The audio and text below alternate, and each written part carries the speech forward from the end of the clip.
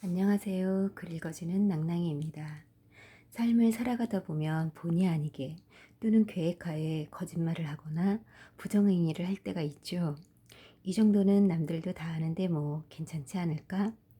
내가 이런다고 크게 손해보는 사람 없잖아.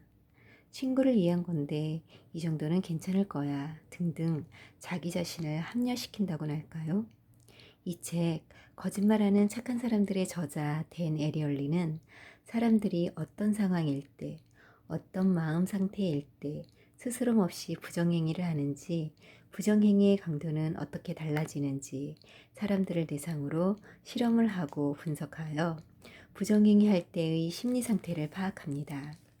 예를 들면 짝퉁 상품을 소지했을 때 부정행위를 더 많이 한다든지, 부정행위임을 알고 있음에도 이익이 많은 쪽을 택한다든지, 처음에는 아주 이따금씩만 부정행위를 저지르다가 특정 시점에 이르면 정직성과 부정행위의 균형을 무너뜨리며 더 많은 부정행위를 한다고 합니다.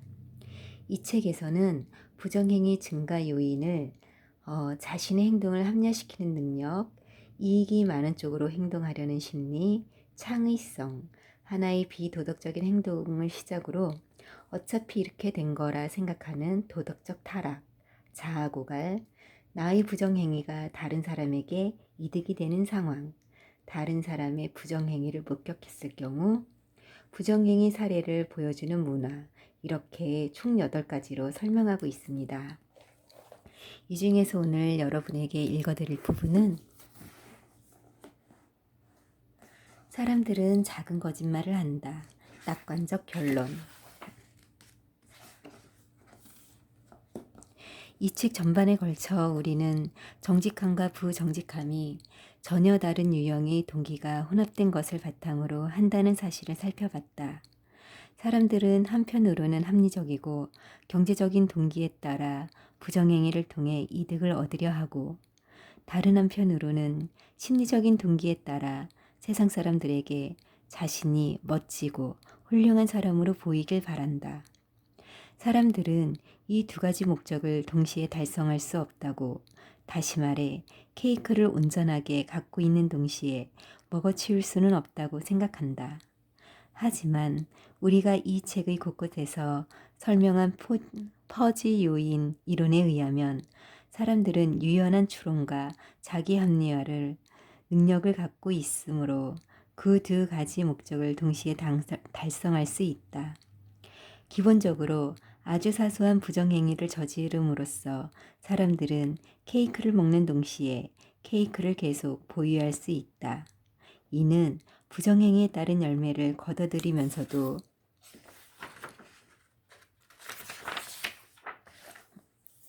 스스로에 대한 긍정적인 이미지를 계속 유지할 수 있다는 의미다.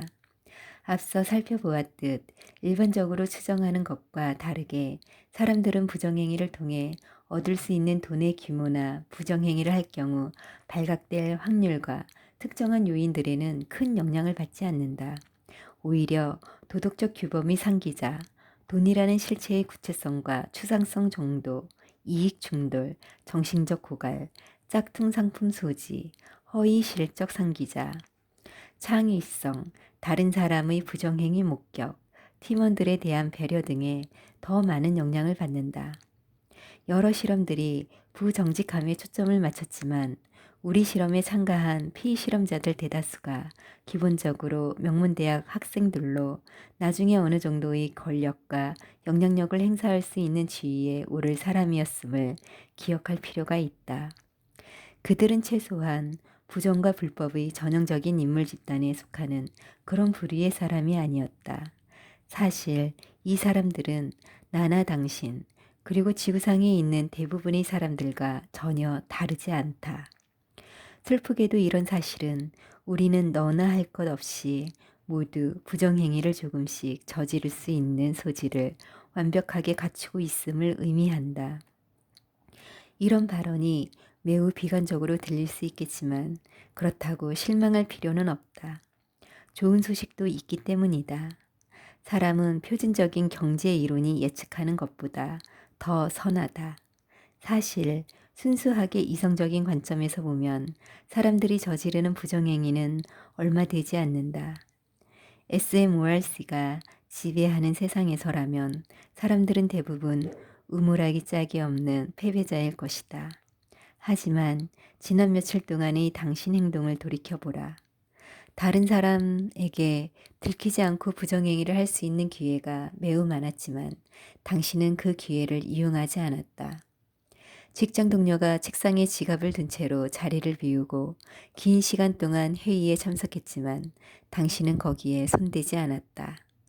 커피숍에서 낯선 사람이 화장실에 다녀올 동안 자기 노트북을 봐달라고 했을 때도 당신은 그 노트북을 들고 나오지 않았다. 마트에서 카운트의 점원이 깜빡 잊고 물품 하나를 계산하지 않았을 때 당신은 그 사실을 점원에게 알려줬다. 또한 당신은 아무도 없는 거리에 자물쇠가 채워지지 않은 자전거를 보고도 그냥 지나쳤다. 이 모든 경우에서 합리적이고 이성적인 선택은 지갑이나 노트북이나 자전거를 훔치는 것이다. 하지만 당신은 그리고 우리는 날마다 우리 앞에 나타나는 이런 수많은 기회를 흘려버린다. 그리고 이런 사실을 결코 후회하지 않는다. 진짜 무서운 범죄. 우리는 수많은 실험들을 하면서 수천 명이나 되는 사람을 테스트했다. 때로 기회가 닿는 대로 최대한 많이 부정행위를 저지르는 사람들도 봤다. 예를 들어 매트리스 실험에서 전체 20문제 중 15문제 이상 정답을 맞췄다고 주장한 사람을 거의 못 봤다. 그러나 20문제를 모두 맞췄다고 주장하는 사람들은 이따금씩 나타났다. 이들은 비용 편익 분석을 한 다음 자신들이 챙길 수 있는 돈을 최대한 챙기겠다고 마음먹은 사람들이었다. 다행히도 우리는 이런 부류의 사람들을 많이 보지는 않았다. 이런 사람들은 그야말로 예외적인 사람들이며 우리가 이들에게 빼앗긴 돈은 몇백 달러에 불과했다. 한편 우리는 겨우 몇 문제만을 부풀리는 사람은 수만 명이나 봤다. 이런 사람들은 너무나 많은 나머지 우리가 이들에게 빼앗긴 돈을 모두 합하면 수천 달러 규모에 이르렀다. 우리가 이들에게 빼앗긴 돈은 적극적인 부정행위자들에게 빼앗긴 돈보다 훨씬 더 많았다. 적극적인 부정행위자 및 소극적인 부정행위자에게 빼앗긴 돈의 규모를 볼 때 우리 실험의 결과는 사회 전체의 부정행위를 그대로 반영한다고 볼 수 있다. 극소수의 사람들이 최대치의 규모로 도둑질을 한다. 수많은 선량한 사람들은 야근 시간을 부풀리고 보험금을 실제 피해 규모보다 높게 청구하며 불필요한 치료를 권하는 등 여기저기에서 매우 사소한 부정행위를 저지른다. 기업들 역시 다양한 방법을 강구하여 매우 사소한 부정행위를 저지른다. 신용카드 회사로 예로 들어보자.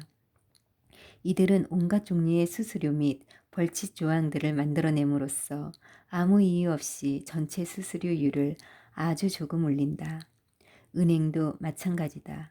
은행은 일부러 처리 과정을 지연시켜 고객의 돈을 하루 이틀 더 붙잡아 두기도 하고 ODP, 이른바 리볼빙 제도나 마이너스 통장처럼 잔고가 없을 때 자동으로 높은 이자율의 대출이 이뤄지게 하는 제도, 나 ATM을 통해 높은 수수료를 물린다.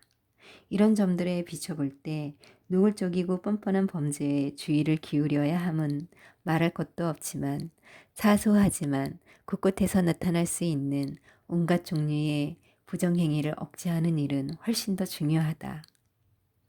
미국인과 중국인 중 누가 더 잘 속이는가? 나는 전 세계 곳곳을 자주 돌아다닌다. 자연스럽게 전 세계의 온갖 사람들을 만나게 된다. 그때마다 나는 사람들에게 그 나라의 정직성과 도덕성에 대해 물어보곤 한다. 그 결과 나는 문화적 차이가 부정행위에 어떻게 기여하는지 알게 됐다. 당신이 미국이 아닌 다른 나라에서 성장했다면 다음 사항들을 잠시 생각해 보기 바란다. 당신 조국의 국민은 미국인보다 부정행위를 더 많이 하는가? 아니면 더 적게 하는가? 여러 나라 사람들에게 이런 질문을 한 뒤 나는 사람들은 보통 자기 국민이 미국인보다 부정행위를 더 많이 한다고 믿는다는 사실을 발견했다. 나는 사람들이 내린 이런 지극히 주관적인 판단의 밑바탕에 깔려 있는 것이 무엇인지 궁금한 나머지 이런 문화적 차이를 좀 더 직접적인 방식으로 살펴보기로 했다. 이를 탐구하기 위해 우리는 먼저 각기 다른 여러 지역을 아우르는 경제적 동기의 수준을 보정하는 방안을 찾아내야 했다.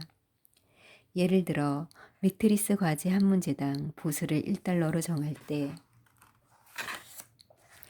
이 돈이 어떤 지역에서는 매우 큰 금액일 수 있고 다른 지역에서는 작은 금액일 수 있기 때문이다. 그래서 우리는 매트리스 과제의 한 문제를 풀 때마다 그 지역에서 판매되는 맥도날드 햄버거 가격의 4분의 1에 해당하는 금액을 지급하기로 했다. 그러나 맥도날드 지수를 활용하는 데는 한 가지 문제가 있었다. 어린아이부터 바쁜 직장인까지 모두 인구통계학적으로 단일한 집단으로 묶인다는 점이었다. 우리는 다른 접근 방법을 모색해야 했고 결국 지역의 술집에 실험실을 차리기로 했다. 이른바 맥주 지수를 활용하기로 한 것이다. 우리는 피실험자들에게 맥트리스 정답 하나당 맥주 0.5리터 가격의 4분의 1을 지급했다. 나는 이스라엘에서 성장했으므로 특별히 이스라엘 사람들이 자신들의 도덕성을 어떻게 평가하는지 궁금했다.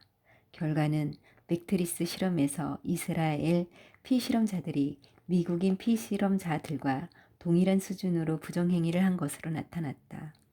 우리는 다른 나라 사람들도 확인해 보기로 했다. 중국인 동료 셜리 왕은 중국인이 미국인보다 부정행위를 더 많이 한다고 확신했다. 하지만 실험 결과 이번에도 예상은 빗나갔다. 중국인의 부정행위 수준은 미국인의 그것과 동일했다. 이탈리아 출신인 프란체스카 지노 역시 이탈리아인이 미국인보다 부정행위를 많이 할 것이라고 강력하게 주장했다. 이탈리아에 한번 가보시죠. 부정행위에 관한 모든 것을 볼 수 있을 겁니다. 하지만 그녀의 추정 역시 빗나갔다. 우리는 터키와 캐나다 그리고 영국의 피실험자들을 대상으로 해서도 동일한 결과를 얻었다. 이런 결과에 비춰볼 때 부정행위의 규모는 모든 나라에서 동일한 것처럼 보였다.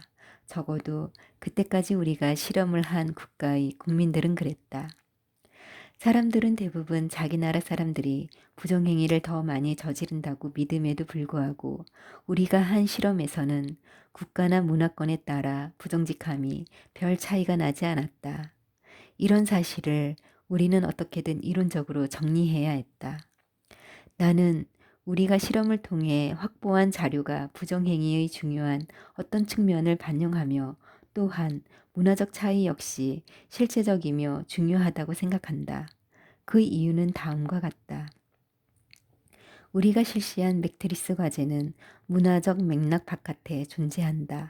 즉, 이것은 사회적이거나 문화적인 환경과 아무런 관련이 없다.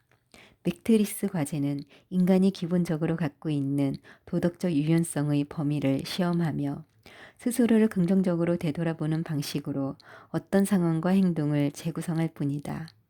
사람들이 일상적으로 하는 많은 행위들은 어떤 깊고 복잡한 문화적 맥락 속에서 이루어진다. 문화적 맥락은 두 가지 방식으로 부정행위에 영향을 줄 수 있다. 우선 이것은 어떤 특정한 행동들을 취하고 그것을 변형시켜 도덕적 영역의 안으로 끌어들이거나 혹은 배제시킬 수 있다. 또 이것은 다른 행동들에서 용인될 수 있다고 여겨지는 퍼지 요인의 범위를 바꿔놓을 수 있다. 표절을 예로 들어보자. 미국 대학에서 표절은 매우 심각한 문제로 받아들여진다. 그러나 아시아 및 중동의 문화권에서는 이 행동이 학생과 교수 사이에서 진행되는 일종의 포커게임과 같은 것으로 인식된다. 이들 문화권에서는 부정행위 그 자체가 아니라 부정행위가 발각되는 상황을 부정적으로 바라본다. 이와 유사하게 어떤 문화권에서는 탈세, 불륜, 불법 다운로드, 한 사람 교차로에서 적색 신호 무시하기 등과 같은 부정행위에 사람들이 눈살을 찌푸리지만, 다른 문화권에서는 이런 행위를 아무렇지 않게 받아들이거나 심지어 권장하기까지 한다. 물론 부정행위를 제어하는 데 도움이 되는 사회적인 영향력 측면에서나 부정부패를 만연하게 하는 여러 가지 사회적인 요인 측면에서 모두 문화가 부정행위에 미치는 영향에 대해서는 앞으로 훨씬 더 많은 연구가 필요하다.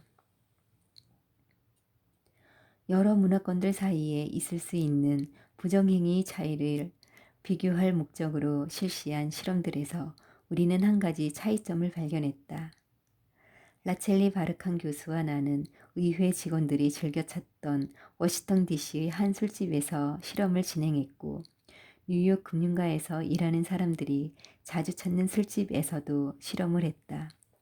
이 두 차례의 실험이 문화적 차이를 드러낸 유일한 경우였다. 정치인과 금융인 중 누가 더 부정행위를 많이 저질렀을까? 실험 결과를 보기 전까지 나는 정치인들이 부정행위를 더 많이 저지를 것이라고 확신했지만, 이런 내 예상은 빗나갔다. 금융인들이 무려 2배 가까이 부정행위를 더 저질렀던 것이다. 그렇다고 정치인 친구들보다 금융인 친구들을 더 의심하라고 말하기에는 다소 성급한 측면이 있다. 정치인 피실험자들은 의원실 소속 직원들로 아직 정치 초년생들이며 정치계에서 충분히 성장하지 않았기 때문이다. 우리가 속이고 훔치고 거짓말하는 진짜 이유. 지금까지 살펴봤듯 사람은 누구나 정직하지 못한 행동을 할 수 있다. 게다가 그런 행동을 하고도 자신은 부도덕한 사람이 아니라는 이유를 그럴듯하게 꾸며대며 스스로를 합리화하는데 탁월하다. 심지어 다른 사람의 부정한 행동에 전염돼 이것을 따라하기까지 하며, 한번 부정행위를 하고 나면 계속해서 그 행위를 반복하는 경향이 있다. 자, 그렇다면 이제 우리는 어떻게 해야 할까? 최근에 우리는 전 세계에 엄청난 고통을 안겨준 금융위기를 겪었다. 이 사건은 우리 삶 및 우리가 살고 있는 세상에서 비이성이 수행하는 역할, 그리고 인간성 상실에 대해 성찰할 수 있는 좋은 기회였다. 또한 우리는 이성과 비이성의 문제에 도달했으며, 시장에 대해 갖고 있던 기존의 접근 방법을 재평가하기 시작했다.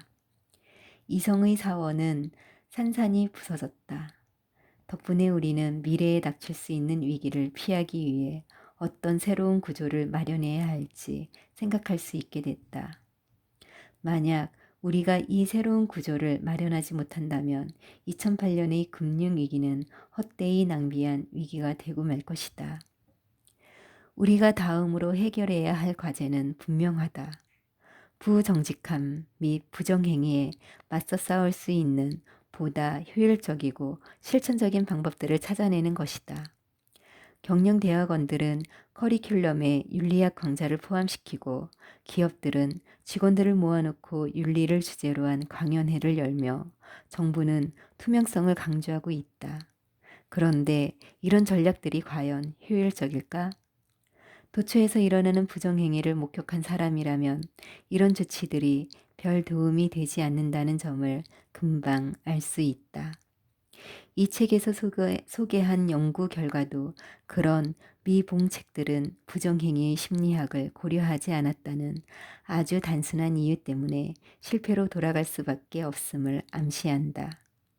부정행위를 예방하고자 마련된 정책들이나 절차들은 특정한 일련의 행동 및 동기를 표적으로 삼지만, 이런 것들은 끊임없이 바뀐다.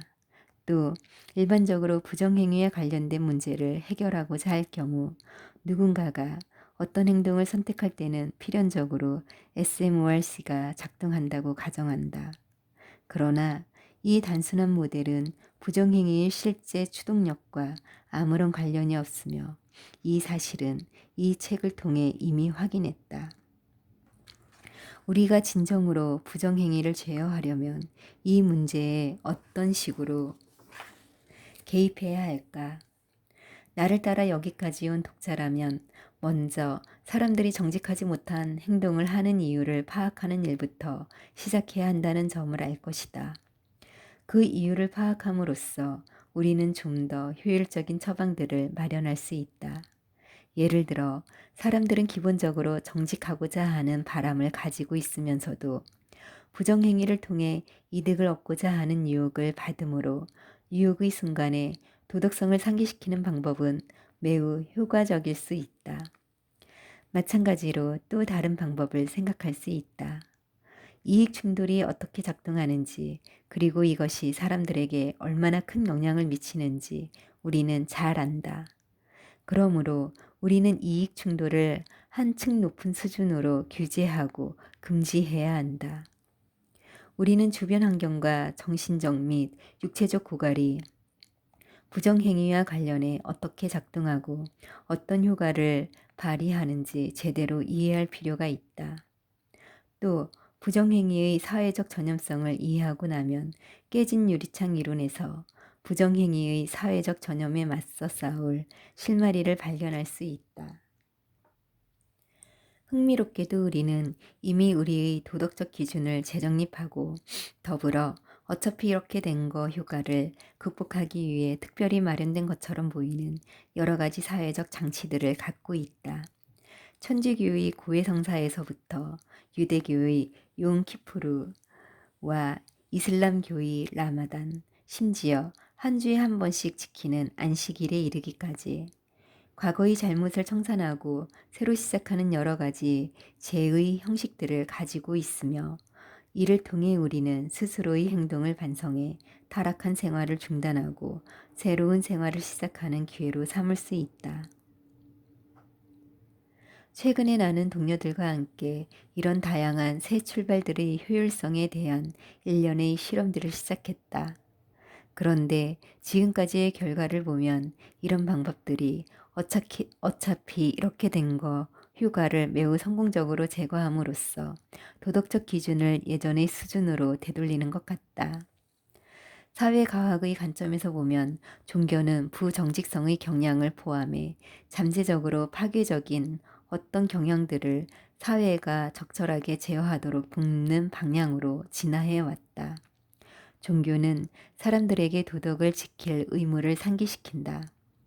신앙을 가진 사람들이 일상적으로 하는 기도, 특히 참회의 기도를 생각해 보자. 힌두교에서는 속죄를 실천하는 행위가 있다. 이처럼 수많은 종교적 각성 장치들이 우리 실험에서 10계명이 그랬던 것처럼 사람들에게 도덕성을 상기시킨다. 이런 장치들이 매우 유용하므로 산업이나 정치 분야에서도 이와 유사한 장치들을 만들면 좋지 않을까 싶다. 예를 들어 공무원이나 기업가들에게 윤리적 서약을 하게 하거나 더 나아가 용서를 빌게 하는 어떤 장치를 마련한다면 이들이 부정행위를 제어하는데 매우 효과적일 것이다. 어쩌면 종교적 의미의 회개를 세속적 차원으로 적용한 장치들은 잠재적인 부정행위자가 좀 더 신중하게 자기 행동을 선택하게 하고 과거의 잘못을 잊고 새 출발을 하도록 도울 수 있으며 나아가 이들의 도덕적 충실함을 한층 강화해 줄 것이다. 새 출발을 다짐하는 의식은 여러 가지가 있겠지만 몇몇 종교적 분파에서 찾아볼 수 있는 정화의식이 가장 대표적이지 않을까 싶다. 이런 분파 집단 중 하나가 천주교의 비밀 결사 집단인 오프스데이인데 이 집단의 구성원은 채찍으로 스스로를 매질한다. 나와 동료들이 어떻게 해서 오프스데이를 놓고 토론을 벌이게 됐는지는 정확히 기억나지 않는다. 하지만 어느 순간 나와 요엘 임바르, 네덜란드 딜브루크 대학 교수, 데이비드 피사로 코넬 대학 교수는 스스로를 매질하는 의식이 자신을 깨끗하게 정화하려는 인간의 가장 기본적인 욕망을 포착한 것이 아닐까 생각했다. 스스로에게 벌을 주는 이런 행동을 통해 옳지 않은 행위를 했다는 느낌이 지워질 수 있을까? 스스로에게 고통을 주는 행동이 사람들이 용서를 빌고 새 출발하는데 도움이 될 수 있을까? 우리는 오프스데이의 제이처럼 신체적인 고통을 주는 접근 방법을 실험에 동원하기로 했다. 물론 우리는 좀 더 현대적이고 통제 가능한 방식의 매질 방법을 고안했다. 그것은 전기 충격이었다. 코넬 대학의 심리실험실에서 실시한 이번 실험에서 우리는 피실험자들을 세 집단으로 나눴다. 첫 번째 집단의 피실험자들에게는 죄의식을 느낀 적이 있는 과거의 경험을 글로 쓰라고 했다. 두 번째 집단의 피실험자들에게는 슬픔을 느낀 적이 있는 과거의 경험을 글로 쓰라고 했다. 마지막 집단의 피실험자들에게는 좋지도 않고 그렇다고 나쁘지도 않은 과거의 경험을 글로 쓰라고 했다. 그런 다음 우리는 이 피실험자들을 대상으로 다음 단계의 또 다른 실험을 진행했다. 그것은 전기 충격기의 충격을 스스로 조절하는 과정이 포함된 실험이었다. 다음 단계의 실험에서 우리는 피실험자들의 손목에 전기 충격을 가하는 장치를 연결했다. 그리고 자신에게 가하는 전기 충격의 강도를 조절하고 충격을 주는 버튼을 누르는 방법 등 전기 충격기의 작동 방식을 피실험자들에게 알려줬다. 우리는 전기 충격 수준을 가장 낮은 단계로 설정해 놓고 실험을 시작했으며 피실험자들에게 충격의 수준을 더는 참을 수 없을 때까지 점차 높여가라고 지시했다. 우리는 물론 가학성 변태자들이 아니지만 피실험자들이 자신에게 가하는 고통의 수준을 어디까지 높이는지 알고 싶었다.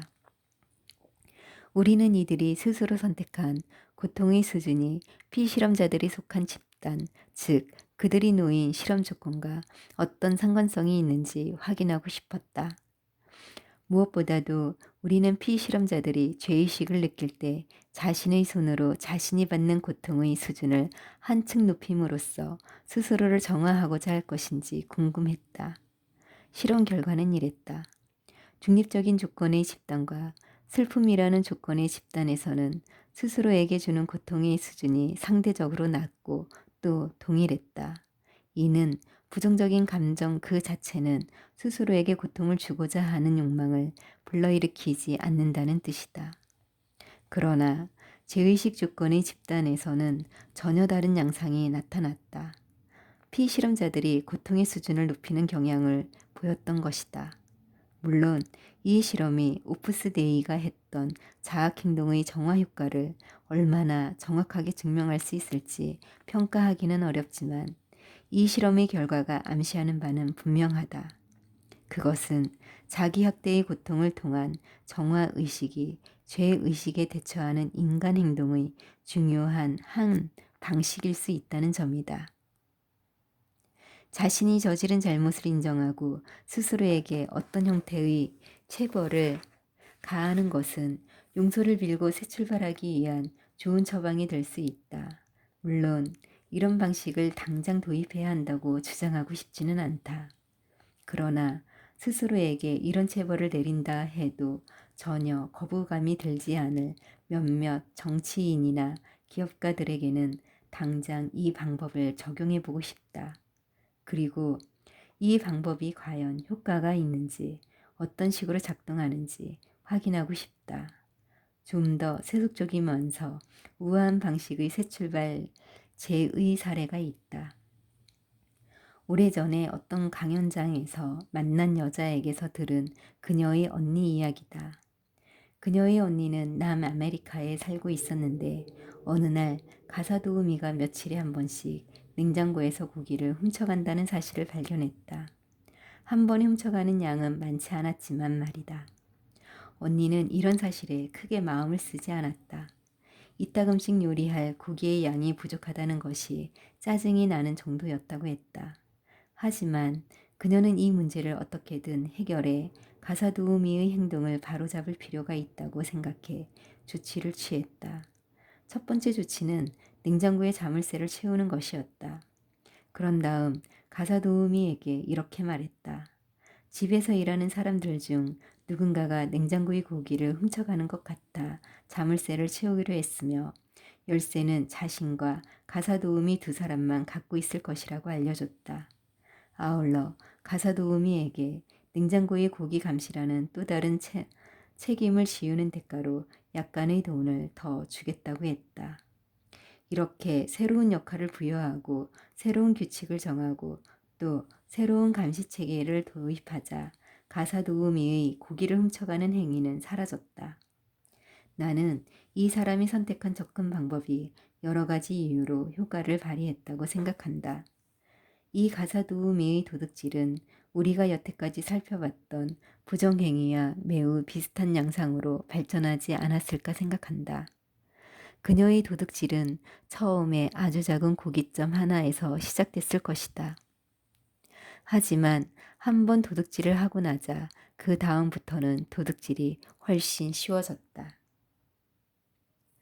그런데 주인은 냉장고의 문을 자물쇠로 잠그고 냉장고를 감시하는 과제를 가사 도우미에게 부여함으로써 그녀가 예전의 도덕성을 회복할 기회를 줬다. 또 가사 도우미에게 열쇠를 맡기며 신뢰를 보여준 주인의 행동은 가사 도우미가 도둑질이라는 행동에 대한 시각을 바로잡고 그 집에서 지켜야 하는 정직성의 사회적 규범을 확립하는 데 중요한 요소로 작용했다. 뿐만 아니라 이제는 열쇠가 있어야만 냉장고 문을 열 수 있었으므로 냉장고에 들어있는 고기를 훔치는 행위는 예전보다 더 의도적일 수밖에 없고 따라서 합리화하기가 한층 더 어려워졌다. 이런 조치들은 우리가 피실험자들이 문제의 정답을 확인하는 부정행위를 하려면 마우스를 모니터 하단으로 가져가야 되도록 설정한 것과 크게 다르지 않다. 요컨대 이런 장치들을 더 많이 개발하고 채택할수록 사람들은 자기 안의 부정직함을 좀 더 효과적으로 제어할 수 있을 것이다. 물론 이는 쉬운 일이 아니지만 그렇다고 불가능한 일도 아니다. 한 가지 중요한 사실은 과거의 잘못에 마침표를 찍고 새 출발을 할 수 있는 기회를 사회적 차원에서 좀 더 폭넓게 얼마든지 제공할 수 있다는 점이다. 이와 관련해 훌륭한 사례로는 남아프리카 공화국 진실화 해의원회를 들 수 있다. 이 위원회의 목적은 남아프리카 공화국 정부가 인종차별 정책을 일삼던 과거 행태에서 벗어나도록 해서 수십 년 동안 국민의 대부분을 억압해왔던 악습을 폐지하고 민주주의가 새롭게 출발하도록 하는 것이었다. 부정적인 행동을 중단하고 새롭게 시작하고자 하는 다른 여러 방법들과 마찬가지로 이 위원회의 목표는 징벌이 아니라 화해였다. 이 위원회가 과거의 인종차별 정책에 따른 아픈 상처와 기억을 말끔히 지웠다고 혹은 그것이 충분히 치유됐다거나 사라졌다고는 누구도 장담할 수 없을 것이다. 그러나 이 위원회의 활동은 과거의 나쁜 행동을 인정하고 용서를 구하는 것이 과거와 다른 새로운 방향으로 나가는 중요한 발걸음이 될 수 있음을 증명하는 중요한 사례로 남아 있다. 어떻게 도덕성을 회복할 것인가? 지금까지 부정행위 및 부정직함에 대해 배운 것들을 좀 더 넓은 관점에서 간략하게 살펴봄으로써 합리성과 비합리성에 대해 우리가 무엇을 배울 수 있는지 알아보는 것도 의미 있는 일이다. 1장에서부터 지금까지 우리는 사람들은 일반적으로 자신이 저지르는 정직하지 못한 행동의 추진력이 어떤 합리적 및 이성적 요인들이라 생각해왔지만 실제로는 그렇지 않다는 사실을 확인했다. 정직하지 못한 행동에 대해 아무런 영향력도 행사하지 못하는 것으로만 알았던 비합리적 및 비이성적인 요인들이 실제로는 커다란 영향력을 행사한다는 점도 알았다. 실제 현실에서 어떤 요인들이 작동하고 어떤 요인들이 무관한지 사람들이 인식하지 못한다는 상황이 의사결정이나 행동경제학 연구에서 끊임없이 목격되고 있다. 두루뭉실하게 말한다면 인간 행동을 대상으로 한 연구의 상당수는 사람들이 하는 의사결정을 추동하는 진짜 요인들을 우리가 잘 알지 못한다고 결론 짓는다.